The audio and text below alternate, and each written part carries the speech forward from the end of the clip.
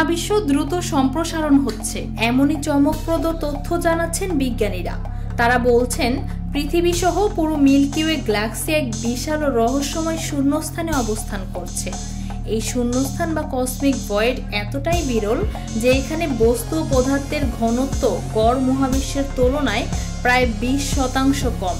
বিজ্ঞানীদের মতে big bang এরপর মহাবিশ্ব যেভাবে সম্প্রসারিত হওয়ার কথা ছিল বাস্তবে তা তার চেয়ে প্রায় 10% বেশি হারে সম্প্রসারিত হচ্ছে। এই অমিলকে বলা হচ্ছে হাবল টেনশন, যা মহাবিশ্বের সম্প্রসারণ হার নির্ণয় হাবল ধ্রুবকের সঙ্গে যুক্ত। সব মিলিয়ে এই গবেষণা ইঙ্গিত দিচ্ছে আমরা হয়তো এমন এক গহ্বরে রয়েছি যা মহাবিশ্ব সম্পর্কে আমাদের প্রচলিত ধারণাকে বদলে দিতে পারে।